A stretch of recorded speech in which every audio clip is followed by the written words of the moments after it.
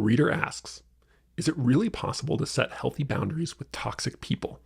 I often hear the advice that setting healthy boundaries is an important part of any healthy relationship, but in my experience, toxic people never respect your boundaries, which just leads to more frustration and pain. I really hate the term toxic people, and I'll explain why in a second. But first, we need to clarify a few things about this idea of boundaries, because while almost everyone these days has heard about boundaries and the importance of setting healthy boundaries, in my experience, almost no one really understands what that means in a deep, nuanced way, which is a big reason why a lot of us struggle to set and enforce healthy boundaries, including with these so-called toxic people.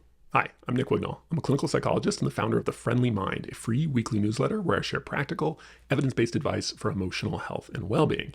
And in the rest of this video, I'm going to share with you 5 critical but little-known ideas about boundaries and how to do them well. And then we're going to come back around to this question of setting boundaries with toxic people. And I'll share why I really dislike this term and how to think about it instead. Number 1.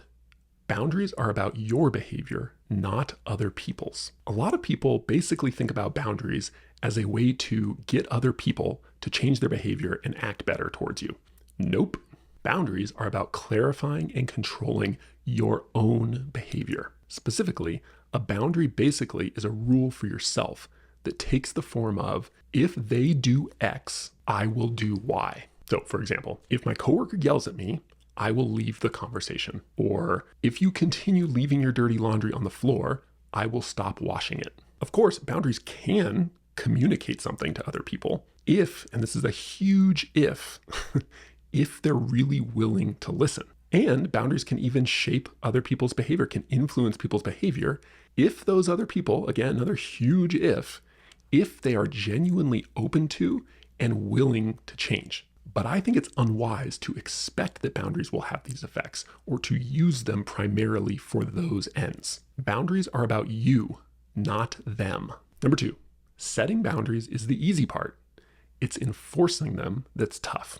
Let's say you want to set a boundary with your father-in-law, and you're going to say, if you keep disrespecting my wishes and feeding my son junk food when you're watching him, I'm going to stop bringing him over on Fridays and I will get a babysitter instead. Now, uncomfortable as it is to confront your father-in-law like that and actually say that to him, you know what's a lot more uncomfortable? Continuing to say no to letting him watch your son, even though your very sweet and lovely mother-in-law calls up practically begging for you to continue to let your father-in-law watch your son on Friday afternoons. Continuing to say no to your father-in-law when he escalates the situation and threatens to stop contributing to your son's college fund. Or maybe continuing to say no and enforcing that boundary when your partner gets involved and starts getting kind of passive-aggressive and snarky about this behavior that you've set. Now, don't get hung up on the particular details of this example, whether it's good or bad or whatever. Forget about that.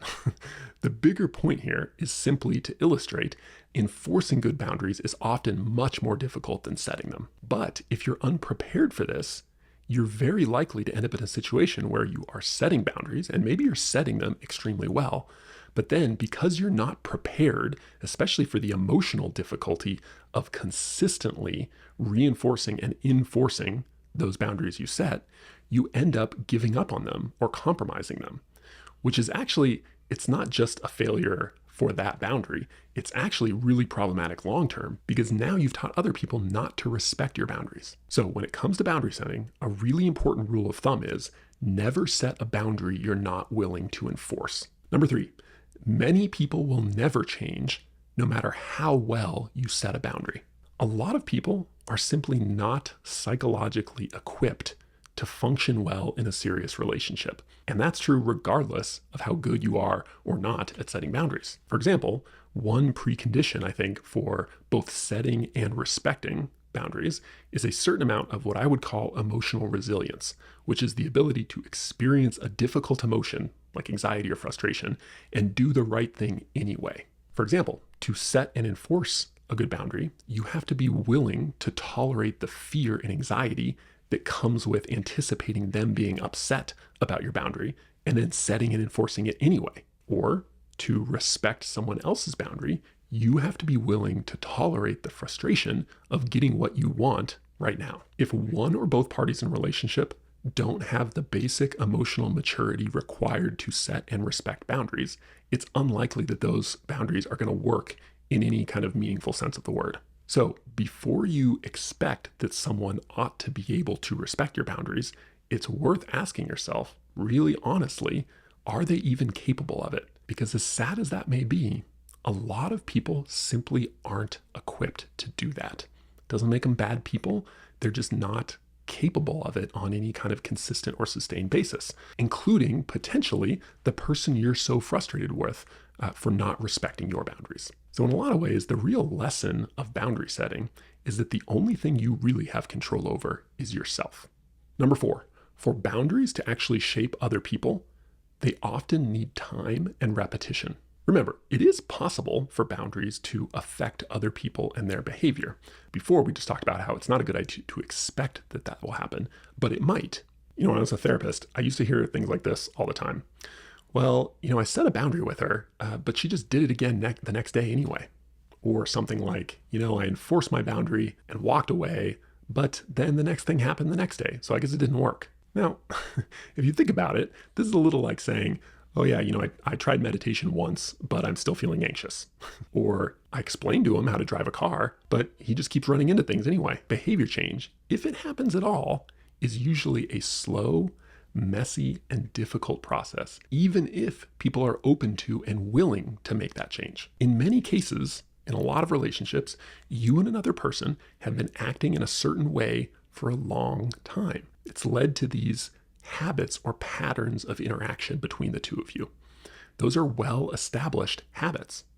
And if you want those things to change, and even if there's a good shot of them changing because you're good at setting boundaries and the other person is open and willing to respect those and try to change, it's still very likely that with any kind of habit change, it's going to take time, right? It's going to be messy. It's going to be 2 steps forward, 1 step back. So even if you are willing and have the emotional resilience required to consistently set and enforce healthy boundaries with someone else, and even if they are open to changing and willing to try to modify their behavior in the face of your boundaries, don't expect overnight success.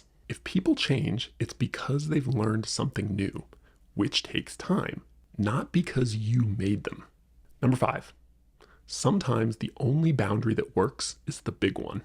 For all sorts of reasons, some of which we've discussed, many people simply will not respect your boundaries, no matter how well you set and enforce them. For example, no matter how often you set a boundary with your boss on sending you work on the weekends, she just keeps doing it over and over and over again.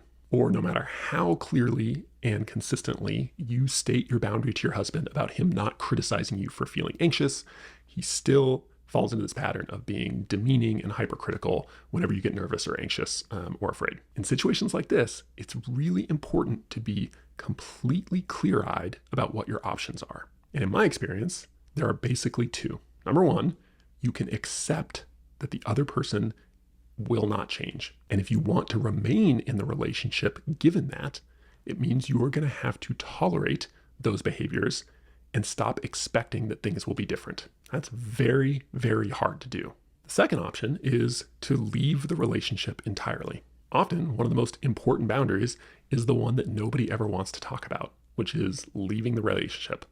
It might be a job, it might be a marriage, it could be any other significant kind of relationship. Now, this is admittedly extreme, and I really believe, at least in the vast majority of cases, should only be a last resort. Okay, so it's a very serious thing to leave or cut off a relationship entirely. But when you're in a relationship with an extreme person, often only extreme solutions are going to work. Now, hopefully that's not necessary, and there are other intermediate steps you can take to improve things. But you are really doing yourself a disservice if you're not at least genuinely considering that possibility and planning for it.